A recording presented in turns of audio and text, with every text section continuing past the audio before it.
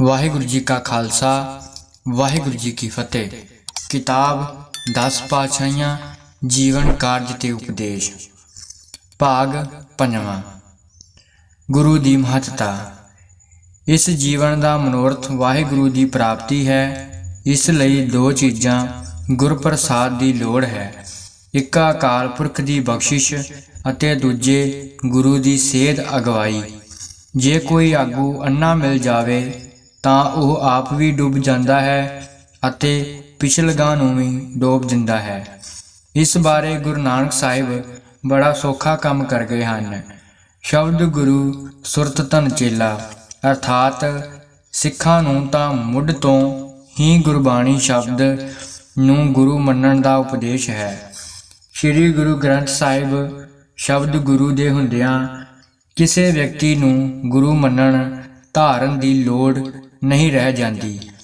गुरु जी का उपदेश है कि यह गल ठीक नहीं है कि गुरु नूं मन्नण नाल जां मत्था टेकण नाल सारे पाप झड़ जाणगे जां गुरु विचोला बन के पापां तो छुटकारा करवा देवेगा। गुरु का काम तां कुराहे जांदे नूं रोकना अते हक सच दे सीधे रस्ते पाउणा है। उन्हां ने स्पष्ट कर दिता है कि जो कर्म जीव इत्थे करेगा उसका फल उसनूं जरूर मिलेगा। गुरु नानक साहिब ने सानू शब्द गुरु बारे पूरी सोझी दिती अते शरीरां नूं गुरु मन्नण तो वरजिया, क्योंकि भेखी पाखंडी अते कच्चे पिल्ले बाबियां दे बोल शब्द गुरु नहीं बन सकते। साध संगत की महत्ता। गुरु जी जिथे भी गए उन्हां ने संगत कायम की अते प्रचारक थापिया। इस दे दो लाभ पुजे। एक तां लोग संगठित होए अते प्यार ते भाईचारा बनिया। दूजे समूहक उपदेश ज़्यादा कारगर साबित होए। भारत विच यह अखान प्रसिद्ध सी, साधु ना चले जमात। पर गुरु जी नूं जदों सिखां ने पुछया अपने पंथ दा महल तुसीं किस चीज़ उत्ते खड़ा करना चाहुंदे हो, तां गुरु जी का उत्तर सी संगत अते बाणी उत्ते। गुरु जी की इस डूंगी अते सुचज्जी सोच का सदका ही ये संगत गुरु गोबिंद सिंह जी समय वाहिगुरू जी का खालसा का रूप धारण कर गई अते बाणी पोथी जां ग्रंथ नूं ओह गुरु गोबिंद सिंह जी अपने अंत समय मत्था टेक के श्री गुरु ग्रंथ साहिब सिखां दे सदीवी गुरु थाप गए। रब की प्राप्ति। प्राचीन भारत विच मुक्ति के 3 मार्ग दसे जाते सन। पहला ज्ञान मार्ग, इसका दिमाग अते मन नाल संबंध है। दूजा कर्म मार्ग, इसका शरीर तन नाल संबंध है।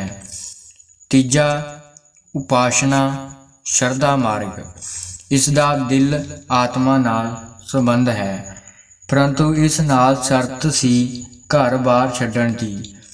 गुरु नानक देव जी ने गृहस्थ विच ही माया तो निर्लेप रह के किरत करन, नाम जपण अते वंड छकण दा उपदेश दिता। जिवें कंवल दा फुੱਲ अते मुरगाबी पानी विच असंग अते अलेप रहिंदे हन, जैसे जलमह कमल निरालम मुरगाई नैसाणे सुरत शब्द भव सागर तरीए नानक नाम मकाने। इस दे नाल ही गुरु साहिब ने इस गल उत्ते जोर दिता कि इस संसार विच रहिंदियां इस दी उसारी अते विकास विच हिस्सा पाउंदियां परमार्थ ਵੱਲ कदम ਵਧਾਉਣੇ ਚਾਹੀਦੇ ਹਨ। इस ਮੰਤਵ ਲਈ ਇਨ੍ਹਾਂ ਸਿਧਾਂਤਾਂ हक पराया नानका उस सूअर उस गाए सच हो उरै सब को ऊपर सच आचार दे नाल सेवा सिमरन त्याग ते कुर्बानी का पाठ पढ़ाया। ਇਹ भी दसिया कि पदार्थां नूं गुजारे ਲਈ भोगना है, इन्हां विच खचित नहीं होना।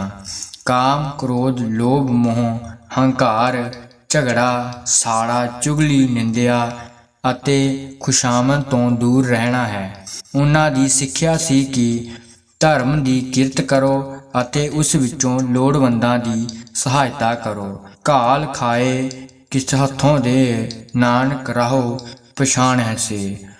ਗੁਰੂ ਸਾਹਿਬ ਦਾ ਨਿਰਣਾ ਹੈ ਕਿ ਅਗਮ ਅਗੋਚਰ ਰੱਬ ਨੂੰ ਉਸ ਦੇ ਭੈ ਅਤੇ ਭਾਉ ਵਿੱਚ ਰਹਿ ਕੇ ਸ਼ਬਦ ਦੁਆਰਾ ਪਾਇਆ ਜਾ ਸਕਦਾ ਹੈ।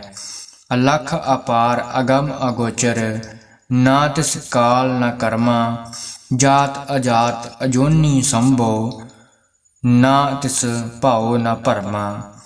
ਸਾਚੇ ਸਚਿਆਰ ਵਿਟਹੁ ਕੁਰਬਾਨ, ਨਾ ਤਿਸ ਰੂਪ ਵਰਨ ਨਹੀਂ ਰੇਖਿਆ। ਸਾਚੈ ਸ਼ਬਦ ਨਿਸ਼ਾਨ, ਤੁਧ ਰੂਪ ਨਾ ਰੇਖਿਆ। ਜਾਤ ਤੂੰ ਵਰਨਾ ਬਾਹਰਾ, ਇਹ ਮਾਨਸ ਜਾਣਹੁ ਦੂਰ, ਤੂੰ ਵਰਤ ਹੈ ਜ਼ਾਹਰਾ। ਜਾਤ ਪਾਤ, ਜਾਤ ਪਾਤ ਨੂੰ ਉਹਨਾਂ ਨੇ ਕਰੜੇ ਸ਼ਬਦਾਂ ਵਿੱਚ ਨਿੰਦਿਆ ਅਤੇ ਸਭ ਮਨੁੱਖਾਂ ਨੂੰ ਰੱਬ ਦੀ ਨਜ਼ਰ ਵਿੱਚ ਇੱਕੋ ਜਿਹੇ ਦੱਸਿਆ। ਹਰ ਮਨੁੱਖ ਦੂਜੇ ਮਨੁੱਖ ਦਾ ਭਰਾ ਹੈ ਅਤੇ ਸਭ ਦਾ ਪਰਮ ਪਿਤਾ ਪਰਮਾਤਮਾ ਹੈ। ਆਦਮੀ ਜਨਮ ਨਾਲ ਨਹੀਂ, ਕਰਮ ਨਾਲ ਉੱਚਾ ਜਾਂ ਨੀਵਾਂ ਹੁੰਦਾ ਹੈ। ਜਾਤ ਜਨਮ ਨਹਿ ਪੁੱਛੀਐ, ਸਚ ਕਰ ਲਿਹੋ ਬਤਾਏ। ਸਾ ਜਾਤ ਸਾ ਪਤ ਹੈ, ਜਿਹੇ ਕਰਮ ਕਮਾਏ। ਔਰਤ, ਔਰਤ ਉਤਪਤੀ ਦਾ ਮੂਲ ਅਤੇ ਸਮਾਜ ਦਾ ਅੱਧ ਹੈ। ਫਿਰ ਵੀ ਸੰਸਾਰ ਦੇ ਵੱਖ-ਵੱਖ ਧਰਮਾਂ ਅਤੇ ਚਿੰਤਕ ਇਸ ਪ੍ਰਤੀ ਕੋਈ ਚੰਗੀ ਭਾਵਨਾ ਨਹੀਂ ਰੱਖਦੇ ਹਨ। ਜਿਵੇਂ ਔਰਤ ਵਿੱਚ ਰੂਹ ਹੀ ਨਹੀਂ ਹੁੰਦੀ। ਦੂਜਾ, ਔਰਤ ਇੱਕ ਮਜ਼ੇਦਾਰ ਗਲਤੀ ਹੈ।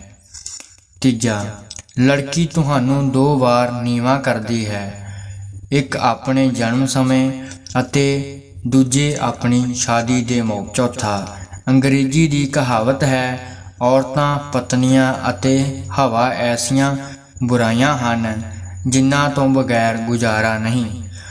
ਪੰਜਵਾਂ, ਪਤੀ ਮਾਲਕ ਹੈ ਅਤੇ ਪਤਨੀ ਨੌਕਰ ਹੈ।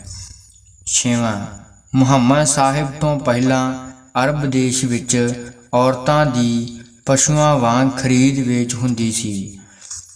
ਸੱਤਵਾਂ, ਢੋਰ, ਗਵਾਰ, ਸ਼ੂਦਰ, ਪਸ਼ੂ, ਨਾਰੀ, ਜੇ ਪਾਂਚੋਂ ਤਾੜਨ ਕੇ ਅਧਿਕਾਰੀ। ਅੱਠਵਾਂ, ਔਰਤ ਤਿੰਨਾਂ ਲੋਕਾਂ ਨੂੰ ਖਾ ਜਾਣ ਵਾਲੀ ਭਾਗਣ ਹੈ।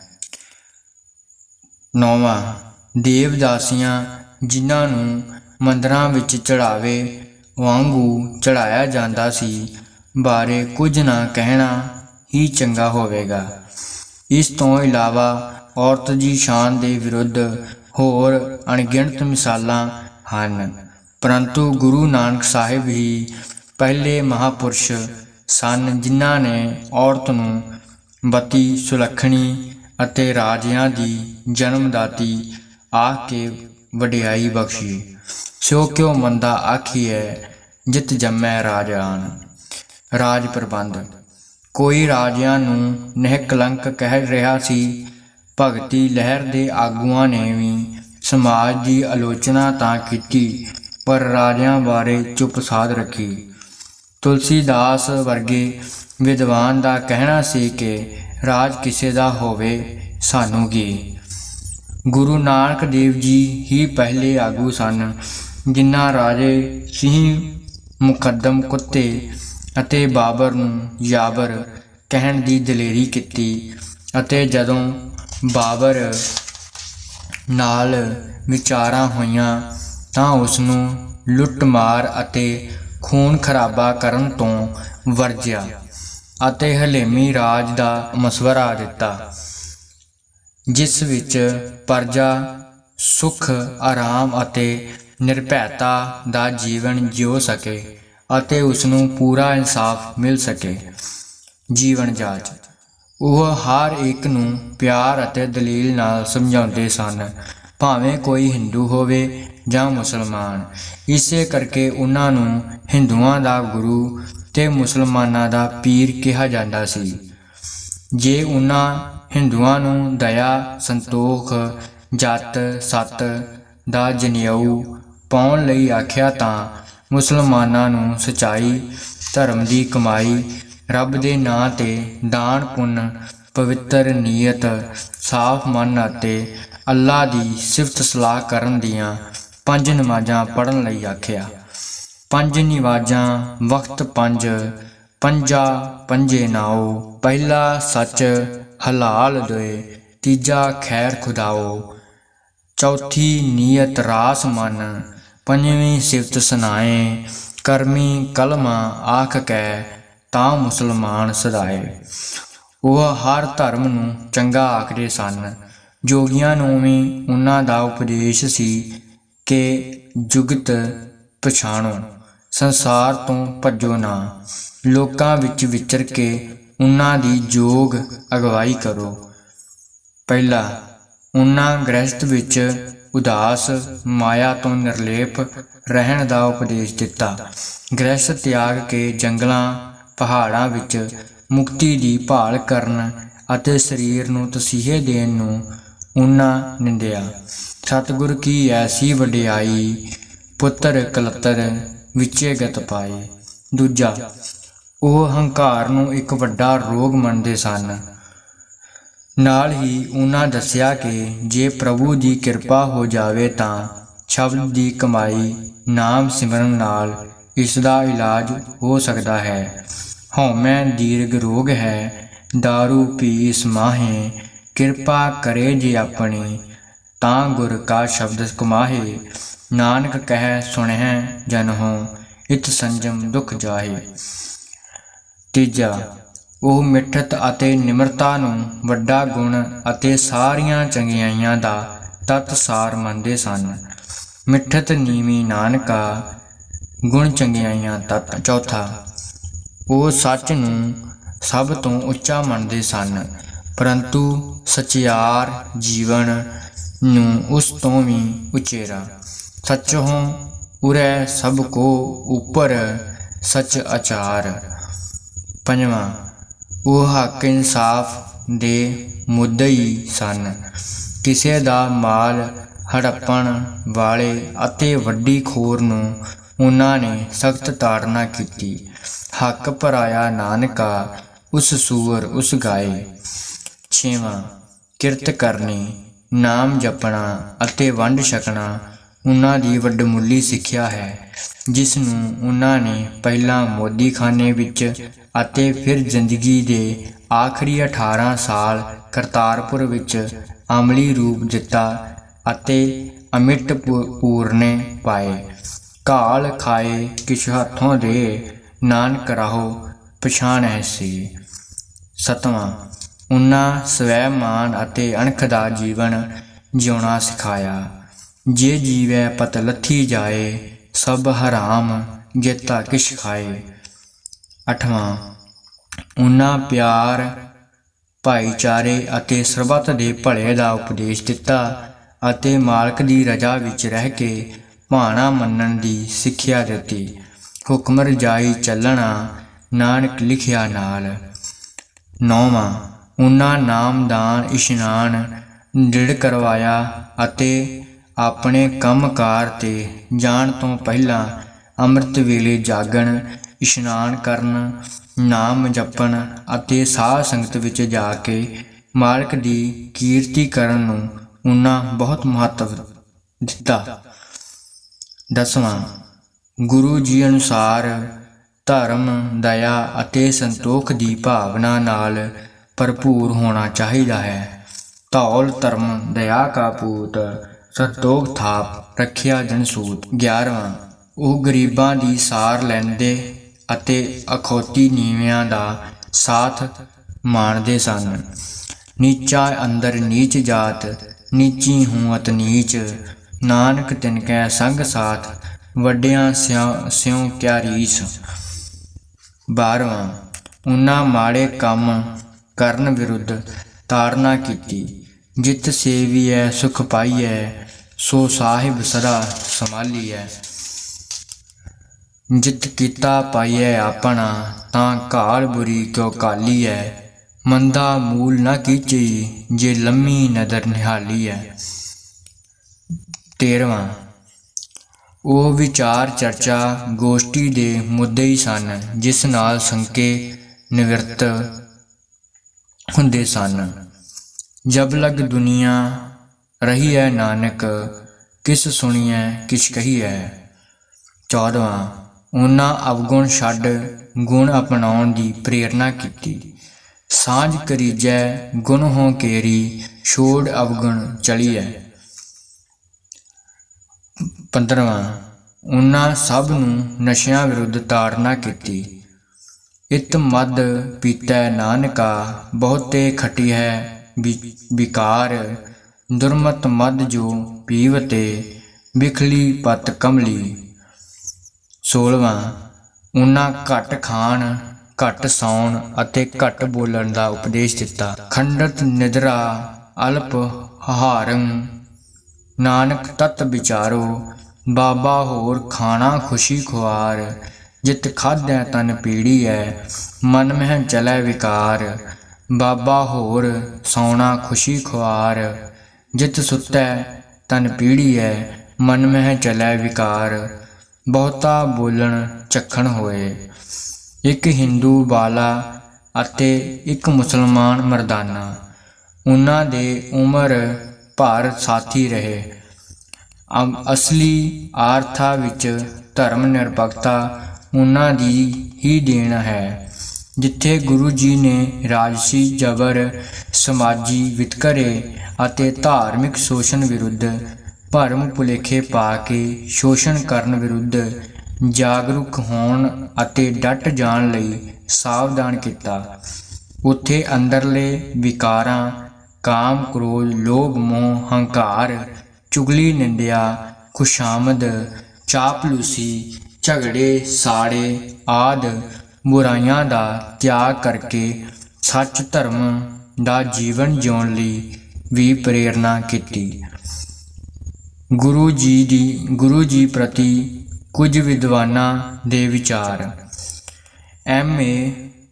ਮੈਕਾਲਿਫ ਗੁਰੂ ਨਾਨਕ ਜਨਮ ਤੋਂ ਪਹਿਲਾਂ ਜਾਂ ਸਿੱਖਿਆ ਦੁਆਰਾ ਧਾਰਮਿਕ ਆਗੂ ਨਹੀਂ ਸਨ, ਪਰ ਉਹ ਅਜਿਹੇ ਪੁਰਸ਼ ਸਨ ਜਿਨ੍ਹਾਂ ਦੇਵੀ ਭਾਵਕਤਾ ਦੀਆਂ ਉੱਚੀਆਂ ਤੋਂ ਉੱਚੀਆਂ ਬੁਲੰਦੀਆਂ ਸਿੱਟੀਆਂ ਸੂਈਆਂ ਅਤੇ ਆਪਣੀ ਮਾਨਸਿਕ ਦ੍ਰਿਸ਼ਟੀ ਨੂੰ ਉਸ ਨੈਤਿਕ ਸੰਪੂਰਨਤਾ ਤੱਕ ਪਹੁੰਚਾਇਆ ਜਿਸਦਾ ਹਿੰਦੂ ਜਾਂ ਮੁਸਲਮਾਨ ਨੂੰ ਖਿਆਲ ਤੱਕ ਨਹੀਂ ਸੀ।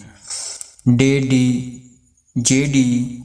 ਕਨਿੰਗਮ ਇੱਕ ਮਹਾਨ ਕੰਮ ਕੇਵਲ ਗੁਰੂ ਨਾਨਕ ਦੇਵ ਜੀ ਦਾ ਹੀ ਸੀ, ਜਿਨ੍ਹਾਂ ਨੇ ਸੁਧਾਰ ਦੇ ਸੱਚੇ ਅਸੂਲ ਲੱਭੇ, ਵਰਤੇ ਅਤੇ ਉਸ ਮਜ਼ਬੂਤ ਨੀਹਾਂ ਰੱਖੀਆਂ ਜਿਨ੍ਹਾਂ ਸਦਕੇ ਗੁਰੂ ਗੋਬਿੰਦ ਸਿੰਘ ਜੀ ਨੇ ਆਪਣਾ ਹਮਵਤਨਾਂ ਦੇ ਦਿਲਾਂ ਵਿੱਚ ਇੱਕ ਨਵੀਂ ਕੌਮੀਅਤ ਦਾ ਭਾਂਬੜ ਮਚਾ ਦਿੱਤਾ ਅਤੇ ਇਸ ਮਜ਼ਹਬੀ ਸਿਧਾਂਤ ਨੂੰ ਅਮਲੀ ਰੂਪ ਦੇ ਦਿੱਤਾ ਕਿ ਜਾਤ ਅਤੇ ਨਸਲ ਦੇ ਪੱਖ ਤੋਂ ਅਤੇ ਸਿਆਸੀ ਹੱਕਾਂ ਅਤੇ ਧਾਰਮਿਕ ਆਸਾਵਾਂ ਦੇ ਸੰਬੰਧ ਵਿੱਚ ਨੀਵੇਂ ਤੋਂ ਨੀਵਾਂ ਅਤੇ ਗਰੀਬ ਤੋਂ ਗਰੀਬ, ਉੱਚੇ ਤੋਂ ਉੱਚਾ ਅਤੇ ਅਮੀਰ ਤੋਂ ਅਮੀਰ ਦੇ ਬਰਾਬਰ ਹੈ।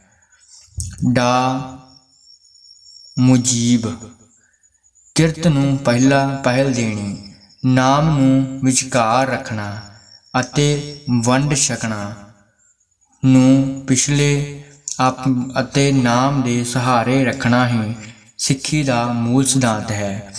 ਕਿਰਤ ਕਰਨੀ, ਨਾਮ ਜਪਣਾ ਅਤੇ ਵੰਡ ਕੇ ਛਕਣਾ ਅਜਿਹਾ ਸਿਧਾਂਤ ਇਸਲਾਮ ਵਿੱਚ ਕਿਧਰੇ ਨਹੀਂ ਲੱਭਾ। ਮੋਹਿਸਨ ਫਾਨੀ ਇਹ ਆਪਣੀ ਪੁਸਤਕ ਦਬਿਸਤਾਨ-ਏ-ਮਜ਼ਾਹਬ ਵਿੱਚ ਲਿਖਦੇ ਹਨ ਕਿ ਜੋ ਨਾਨਕ ਦੇਵ ਜੀ ਦੇ ਰਾਹ ਟੁਰ ਪੈਂਦੇ ਸਨ ਉਹਨਾਂ ਨੂੰ ਕਰਤਾਰੀ ਕਿਹਾ ਜਾਂਦਾ ਸੀ। ਇੱਕ ਤਾਂ ਉਹ ਕਰਤਾਰ ਵਾਹਿਗੁਰੂ ਨੂੰ ਮੰਨਣ ਵਾਲੇ ਹੁੰਦੇ ਸਨ, ਦੂਜੇ ਕਰਤਾਰ ਪੁਰਖ ਦੀ ਮਰਿਆਦਾ ਹੀ ਆਪਣੇ ਨਗਰਾਂ ਅਤੇ ਜੀਵਨ ਵਿੱਚ ਨਿਭਾਉਂਦੇ ਸਨ।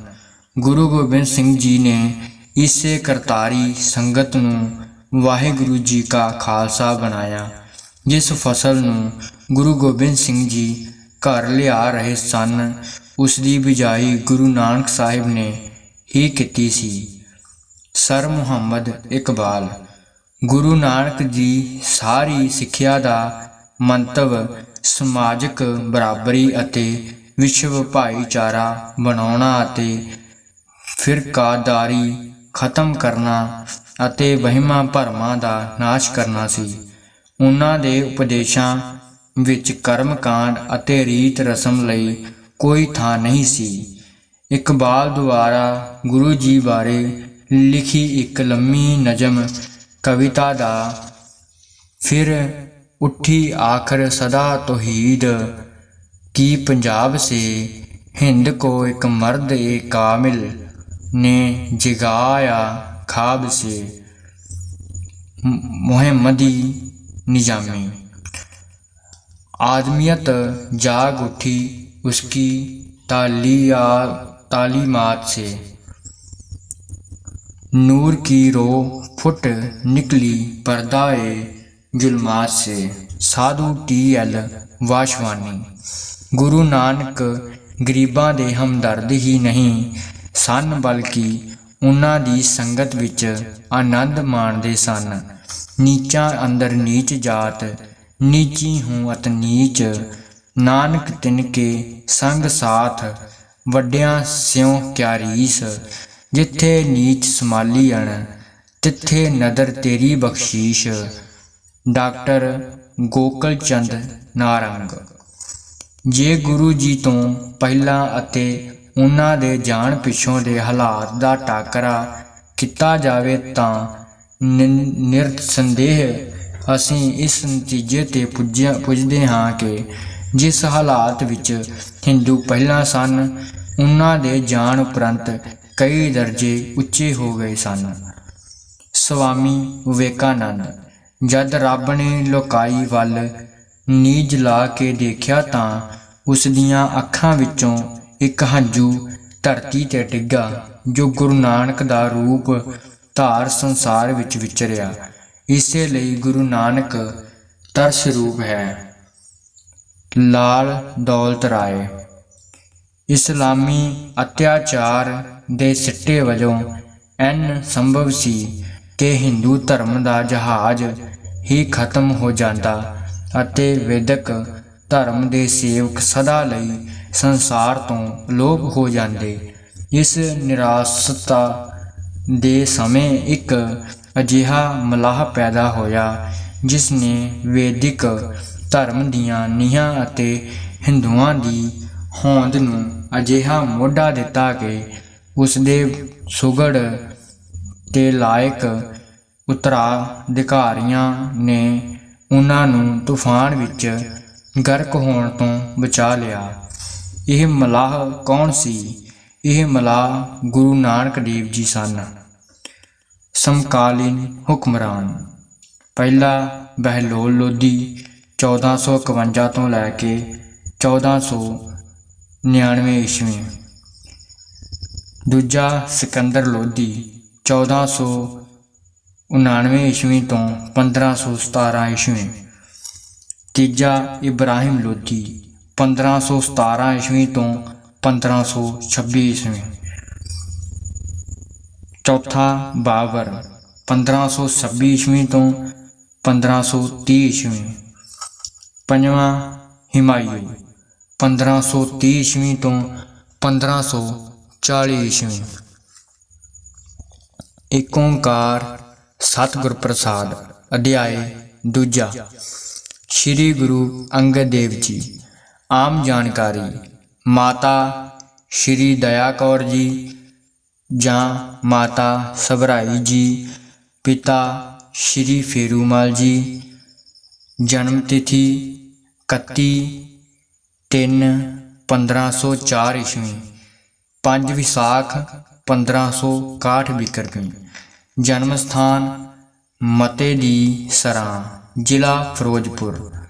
ਪਤਨੀ ਸ਼੍ਰੀ ਖੀਵੀ ਜੀ, ਸ਼੍ਰੀ ਦੇਵੀ ਚੰਦ ਜੀ, ਪਿੰਡ ਸੰਗਰ ਨੇੜੇ ਖਡੂਰ ਸਾਹਿਬ ਦੀ ਸਪੁੱਤਰੀ। ਸੰਤਾਨ ਦਾਸੂ ਜੀ, जन्म 1522 ईस्वी। दातू जी जन्म 1537 ईस्वी। बीबी अमरो जी 1524 ईस्वी। बीबी अनोखी जी। गुरबाणी रचना 62 शब्द ते सलोक। ज्योति जोत 29/3/1552 ईस्वी। 3 विसाख 1609 विक्रमी। कुल उम्र 48 साल। समकालीन हुक्मरान हुमायूं, शेरशाह सूरी, इस्लाम शाह सूरी। गुरियाई दी बख्शिश 14/6/1539 ईस्वी। 17 हाड़ 1596 विक्रमी ਨੂੰ ਕਰਤਾਰਪੁਰ ਵਿਖੇ। ਗੁਰਿਆਈ ਦਾ ਸਮਾਂ 14/6/1539 ਈਸਵੀ ਤੋਂ 29/3/1552 ਈਸਵੀ। ਪਰਿਵਾਰਕ ਪਿਛੋਕੜ ਤੇ ਜਨਮ। ਗੁਰੂ ਅੰਗਦ ਦੇਵ ਜੀ ਦਾ ਪਹਿਲਾ ਨਾਂ ਲਹਿਣਾ ਜੀ ਸੀ। ਇਹਨਾਂ ਦੇ ਪਿਤਾ ਭਾਈ ਫੇਰੂ ਮਲ ਦੇ ਵਡੇਰੇ ਜ਼ਿਲ੍ਹਾ ਗੁਜਰਾਤ ਦੇ ਪਿੰਡ ਮੰਗੋਵਾਲ ਦੇ ਰਹਿਣ ਵਾਲੇ ਸਨ। ਭਾਈ ਫੇਰੂ ਮਲ ਜੀ ਬਹੁਤ ਮਿਲਾਪੜੇ ਸੁਭਾਅ ਵਾਲੇ ਅਤੇ ਚੰਗੇ ਪੜ੍ਹੇ ਲਿਖੇ ਸਨ। ਉਹਨਾਂ ਨੂੰ ਉਹਨਾਂ ਦੇ ਸਹੁਰੇ ਪਿੰਡ ਮਤੇ ਦੀ ਸਰਾਂ ਵਿਖੇ ਲੈ ਆਏ ਸਨ। ਇੱਥੇ ਹੀ ਭਾਈ ਫੇਰੂ ਮਲ ਜੀ ਦੇ ਘਰ ਮਾਤਾ ਦਇਆ ਕੌਰ ਜੀ ਕੁੱਖੋਂ ਮਿਤੀ 31 ਮਾਰਚ 1504 ਈਸਵੀ ਨੂੰ ਲਹਿਣਾ ਜੀ ਦਾ ਜਨਮ ਹੋਇਆ ਸੀ। ਮਤੇ ਦੀ ਸਰਾਂ ਜ਼ਿਲ੍ਹਾ ਫਿਰੋਜ਼ਪੁਰ ਵਿਖੇ ਭਾਈ ਫੇਰੂ ਮਲ ਜੀ ਦਾ ਚੰਗਾ ਕਾਰੋਬਾਰ ਸੀ ਅਤੇ ਚੌਧਰੀ ਤਖਤ ਮਲ ਦੇ ਘਰ ਬਹੁਤ ਆਉਣਾ ਜਾਣਾ ਸੀ। ਉਹ ਚੌਧਰੀ ਦੇ ਮੁਨਸ਼ੀ ਵਜੋਂ ਕੰਮ ਕਰਦੇ ਸਨ। ਚੌਧਰੀ ਤਖਤ ਮਲ ਦੇ 7 ਪੁੱਤਰ ਅਤੇ 1 ਧੀ ਸੀ। ਧੀ ਦਾ ਨਾਂ ਵੀਰਾਈ ਸਤ ਭਰਾਈ ਸੀ। ਬਾਬਾ ਫੇਰੂ ਮਲ ਜੀ ਇਸ ਨੂੰ ਧਰਮ ਭੈਣ ਮੰਨਦੇ ਸਨ। ਇਹ ਲਹਿਣਾ ਜੀ ਨੂੰ ਆਪਣਾ ਭਤੀਜਾ ਸਮਝਦੀ ਅਤੇ ਬਹੁਤ ਪਿਆਰ ਕਰਦੀ। ਇਸ ਦਾ ਵਿਆਹ ਖੰਡੂਰ ਪਿੰਡ ਦੇ ਚੌਧਰੀ ਮਹਿਮੇ ਨਾਲ ਸੰਨ 1504 ਈਸਵੀ ਵਿੱਚ ਹੋਇਆ ਸੀ। ਕੁਝ ਚਿਰ ਤਾਂ ਭਾਈ ਫੇਰੂ ਮਲ ਜੀ ਦਾ ਕੰਮ ਚੰਗਾ ਚੱਲਿਆ, ਪਰ ਫਿਰ ਕਿਸੇ ਕਾਰਨ ਚੌਧਰੀ ਤਖਤ ਮਲ ਨਾਲ ਅਣਬਣ ਹੋ ਗਈ। ਇੱਕ ਵੇਰ ਤਾਂ ਵੀਰਾਈ ਜੀ ਨੇ ਵਿੱਚ ਪੈ ਕੇ ਸੁਲਾਹ ਕਰਾ ਦਿੱਤੀ, ਪਰ ਛੇਤੀ ਹੀ ਫਿਰ ਵਿਗਾੜ ਪੈ ਗਿਆ, ਜਿਸ ਕਾਰਨ ਭਾਈ ਫੇਰੂ ਮਲ ਜੀ ਅਤੇ ਲਹਿਣਾ ਜੀ ਨੇ ਹਰੀ ਕੇ ਪੱਤਣ ਹੱਟੀ ਪਾ ਲਈ, ਪਰ ਉੱਥੇ ਬਹੁਤਾ ਚਿਰ ਨਾ ਟਿਕ ਸਕੇ ਅਤੇ ਭਾਈ ਲਹਿਣਾ ਜੀ ਦੇ ਸਹੁਰਿਆਂ ਦੇ ਪਿੰਡ ਸੰਗਰ ਆ ਕੇ ਦੁਕਾਨ ਕਰ ਲਈ। ਲਹਿਣਾ ਜੀ ਦੇ ਸਹੁਰੇ ਚੰਗੇ ਧਨਾੜ ਸਨ। ਇੱਥੇ ਕਾਰ ਵਿਹਾਰ ਬਹੁਤ ਚੰਗਾ ਚੱਲ ਪਿਆ, ਪਰ ਕੁਝ ਕੁ ਮਹੀਨਿਆਂ ਪਿੱਛੋਂ ਕੁੜਮਾ ਦੇ ਪਿੰਡ ਰਹਿਣਾ ਠੀਕ ਨਾ ਸਮਝ ਕੇ ਮੁੜ ਹਰੀ ਕੇ ਪੱਤਣ ਆ ਗਏ। ਦੁਕਾਨ ਨਾਲ ਸਾਹੂਕਾਰਾਂ ਵੀ ਆਰੰਭ ਕਰ ਦਿੱਤਾ। ਭਾਈ ਫੇਰੂ ਮਲ ਜੀ ਹਰ ਸਾਲ ਸੰਗ ਨੂੰ ਨਾਲ ਲੈ ਕੇ ਦੇਵੀ ਦੇ ਦਰਸ਼ਨਾਂ ਨੂੰ ਜਵਾਲਾਮੁਖੀ ਜਾਂਦੇ ਹੁੰਦੇ ਸਨ। ਕਈ ਵੇਰ ਲਹਿਣਾ ਜੀ ਵੀ ਨਾਲ ਹੁੰਦੇ ਸਨ। ਹਰੀ ਕੇ ਪੱਤਣ ਕਦੀ ਕਦੀ ਇਕੱਲ ਮਹਿਸੂਸ ਕਰਦੇ। ਭਾਈ ਦੇਵੀ ਚੰਦ ਜੀ ਉਹਨਾਂ ਨੂੰ ਫਿਰ ਸੰਗਰ ਲੈ ਗਏ, ਜਿੱਥੇ ਹੁਣ ਉਹਨਾਂ ਨੇ ਵਪਾਰ ਦਾ ਕੰਮ ਕੀਤਾ। ਫਿਰ 1526 ਈਸਵੀ ਵਿੱਚ ਬਾਬਾ ਫੇਰੂ ਮਲ ਜੀ ਦਾ ਦੇਹਾਂਤ ਹੋ ਗਿਆ। ਵਿਆਹ ਤੇ ਸੰਤਾਨ। ਵੀਰਾਈ ਜੀ ਨਾਲ ਲਹਿਣਾ ਜੀ ਦਾ ਬਹੁਤ ਪਿਆਰ ਸੀ। ਉਹ ਜਦੋਂ ਮਤੇ ਦੀ ਸਰਾਂ ਆਪਣੇ ਪੇਕੇ ਘਰ ਜਾਂਦੀ ਤਾਂ ਲਹਿਣਾ ਜੀ ਉਹਨਾਂ ਪਾਸ ਹੀ ਰਹਿੰਦੇ। ਕਈ ਵਾਰ ਉਹਨਾਂ ਨਾਲ ਖੰਡੂਰ ਵੀ ਆ ਜਾਂਦੇ। ਖੰਡੂਰ ਤੋਂ 2 ਮੀਲ ਤੇ ਸੰਗਰ ਪਿੰਡ ਸੀ। ਮਾਤਾ ਵਿਰਾਈ ਜੀ ਨੇ ਵਿੱਚ ਪੈ ਕੇ ਲਹਿਣਾ ਜੀ ਦੀ ਸ਼ਾਦੀ ਸੰਗਰ ਪਿੰਡ ਸੇ ਸਾਹੂਕਾਰ ਦੇਵੀ ਚੰਦ ਮਰਵਾਹ ਖੱਤਰੀ ਦੀ ਸੁਪੁੱਤਰੀ ਬੀਬੀ ਖੀਵੀ ਜੀ ਨਾਲ ਕਰਵਾ ਦਿੱਤੀ। ਖੀਵੀ ਜੀ ਸਬਰ ਸੰਤੋਖ ਦੀ ਮੂਰਤ ਸਨ। ਸ਼ਾਦੀ ਸਨ 1521 ਈਸਵੀ ਵਿੱਚ ਹੋਈ। ਬੇਟੇ ਦਾਸੂ ਜੀ ਦਾ ਜਨਮ ਅਗਸਤ 1522 ਈਸਵੀ ਵਿੱਚ ਹੋਇਆ। 2 ਸਾਲ ਬਾਅਦ ਬੀਬੀ ਅਮਰੋ, ਫਿਰ ਬੀਬੀ ਅਨੋਖੀ ਜੀ ਅਤੇ ਫਿਰ ਸਨ 1537 ਵਿੱਚ ਛੋਟੇ ਬੇਟੇ ਦਾਤੂ ਦਾ ਜਨਮ ਹੋਇਆ। ਖੰਡੂਰ ਟਿਕਾਣਾ ਕਰਨਾ। ਪਿਤਾ ਜੀ ਦੇ ਅਕਾਲ ਚਲਾਣੇ ਤੋਂ ਪਿੱਛੋਂ ਲਹਿਣਾ ਜੀ ਨੇ ਸੰਗਰ ਤੋਂ ਉੱਠ ਕੇ ਖੰਡੂਰ ਦੁਕਾਨ ਕਰ ਲਈ। ਹਰੀ ਕੇ ਪੱਤਣ ਵਾਲਾ ਸੰਗ ਤਾਂ ਟੁੱਟ ਚੁੱਕਾ ਸੀ, ਪਰ ਖੰਡੂਰ ਸੰਗ ਤਿਆਰ ਹੋ ਗਿਆ ਅਤੇ ਪਿਤਾ ਜੀ ਵਾਂਗ ਲਹਿਣਾ ਜੀ ਵੀ ਸੰਗ ਦੇ ਮੁਖੀ ਬਣ ਕੇ ਹਰ ਸਾਲ ਦੇਵੀ ਦੇ ਦਰਸ਼ਨਾਂ ਨੂੰ ਜਵਾਲਾਮੁਖੀ ਜਾਣ ਲੱਗ ਪਏ। ਗੁਰੂ ਨਾਨਕ ਜੀ ਦੀ ਉਪਮਾ ਸੁਣਨਾ। ਇੱਕ ਵਾਰ ਜਵਾਲਾ ਜੀ ਦੇ ਅਸਥਾਨਾਂ ਵਿਖੇ ਇੱਕ ਜੋਗੀ ਅਤੇ ਫਕੀਰਾਂ ਦੀ ਮੰਡਲੀ ਦੀ ਵਿਚਾਰ ਚਰਚਾ ਸੁਣੀ, ਜਿਨ੍ਹਾਂ ਨੇ ਗੁਰੂ ਨਾਨਕ ਦੇਵ ਜੀ ਦੀ ਬਹੁਤ ਉਪਮਾ ਕੀਤੀ। ਉੱਥੋਂ ਲਹਿਣਾ ਜੀ ਦੇ ਮਨ ਵਿੱਚ ਤਾਂਘ ਪੈਦਾ ਹੋਈ ਕਿ ਕਿਸੇ ਤਰ੍ਹਾਂ ਛੇਤੀ ਹੀ ਗੁਰੂ ਨਾਨਕ ਦੇਵ ਜੀ ਦੇ ਦਰਸ਼ਨ ਕੀਤੇ ਜਾਣ। ਪਰ ਖੰਡੂਰ ਆ ਕੇ ਕੰਮਕਾਰਾਂ ਵਿੱਚ ਐਸਾ ਰੁੱਝੇ ਕਿ ਗੁਰੂ ਨਾਨਕ ਦੇਵ ਜੀ ਦੇ ਦਰਸ਼ਨਾਂ ਨੂੰ ਕਰਤਾਰਪੁਰ ਵਿਖੇ ਨਾ ਜਾ ਸਕੇ। ਭਾਈ ਜੋਧ ਨਾਲ ਮਿਲਾਪ। ਇੱਕ ਦਿਨ ਗੁਰੂ ਨਾਨਕ ਦੇਵ ਜੀ ਦਾ ਇੱਕ ਸਿੱਖ ਖਹਿਰਾ ਜਾਤ ਦਾ ਜੱਟ ਭਾਈ ਜੋਧ, ਜੋ ਖੰਡੂਰ ਸਾਹਿਬ ਦਾ ਵਾਸੀ ਸੀ, ਸ੍ਰੀ ਅੰਮ੍ਰਿਤ ਵੇਲੇ ਜੋ ਖੰਡੂਰ ਸਾਹਿਬ ਦਾ ਵਾਸੀ ਸੀ, ਅੰਮ੍ਰਿਤ ਵੇਲੇ ਇਸ਼ਨਾਨ ਕਰਕੇ ਇੱਕ ਟੋਭੇ ਲਾਗੇ ਆਸਾ ਦੀ ਵਾਰ ਦਾ ਪਾਠ ਕਰ ਰਿਹਾ ਸੀ। ਭਾਈ ਲਹਿਣਾ ਜੀ ਵੀ ਉੱਥੇ ਆ ਗਏ। ਉਹਨਾਂ ਦੇ ਕੰਨਾਂ ਵਿੱਚ ਪਾਠ ਦੀ ਆਵਾਜ਼ ਪਈ ਤਾਂ ਉੱਥੇ ਹੀ ਬੈਠ ਕੇ ਪਾਠ ਸੁਣਨ ਲੱਗ ਪਏ। ਜਿਤ ਸੇਵੀਐ ਸੁਖ ਪਾਈਐ, ਸੋ ਸਾਹਿਬ ਸਦਾ ਸੰਭਾਲੀਐ। ਜਿਤ ਕੀਤਾ ਪਾਈਐ ਆਪਣਾ, ਸਾ ਘਾਲ ਬੁਰੀ ਕਿਉ ਘਾਲੀਐ। ਮੰਦਾ ਮੂਲ ਨ ਕੀਚਈ, ਜੇ ਲੰਮੀ ਨਦਰ ਨਿਹਾਲੀਐ। ਜਿਉ ਸਾਹਿਬ ਨਾਲ ਨਹਾਰੀਐ, ਤੇ ਵਿਹਾ ਪਾਸਾ ਢਾਲੀਐ। ਕਿਸ ਲਾਹੇ ਉੱਪਰ ਘਾਲੀਐ। ਜਦ ਪਾਠ ਦਾ ਭੋਗ ਪਿਆ ਤਾਂ ਭਾਈ ਲਹਿਣਾ ਜੀ ਨੇ ਭਾਈ ਜੋਧ ਨੂੰ ਪੁੱਛਿਆ, ਤੁਸੀਂ ਕਿਸ ਦੀ ਬਾਣੀ ਪੜ੍ਹਦੇ ਗਾਉਂਦੇ ਸਾਓ? ਭਾਈ ਜੋਧ ਨੇ ਦੱਸਿਆ ਕਿ ਗੁਰੂ ਨਾਨਕ ਦੇਵ ਜੀ ਦੀ। ਉਹ ਇਹ ਬਾਣੀ ਧੁਰ ਦਰਗਾਹੋਂ ਲੈ ਕੇ ਆਏ ਹਨ ਅਤੇ ਕਰਤਾਰਪੁਰ ਵਿਖੇ ਨਿਵਾਸ ਰੱਖਦੇ ਹਨ। ਲਹਿਣਾ ਜੀ ਦੇ ਅੰਦਰ ਗੁਰੂ ਜੀ ਦੇ ਦਰਸ਼ਨਾਂ ਦੀ ਤਾਂਘ ਤਾਂ ਪਹਿਲਾਂ ਹੀ ਹੈ ਸੀ, ਹੁਣ ਉਤਸੁਕਤਾ ਹੋਰ ਵੱਧ ਗਈ। ਕਿਤਾਬ 10 ਪਾਤਸ਼ਾਹੀਆਂ, ਜੀਵਨ ਕਾਰਜ ਤੇ ਉਪਦੇਸ਼। ਆਵਾਜ਼ ਰਣਜੀਤ ਸਿੰਘ ਕਾਲੂਪੁਰੀਆ। ਇਸ ਕਿਤਾਬ ਦਾ ਪੂਰਾ ਭਾਗ ਸੁਣਨ ਲਈ ਮੇਰੇ YouTube channel Ranjit Singh audio book ਨੂੰ ਜ਼ਰੂਰ ਸਬਸਕ੍ਰਾਈਬ ਕਰਿਓ ਜੀ। ਵਾਹਿਗੁਰੂ ਜੀ ਕਾ ਖਾਲਸਾ, ਵਾਹਿਗੁਰੂ ਜੀ ਕੀ ਫਤਿਹ।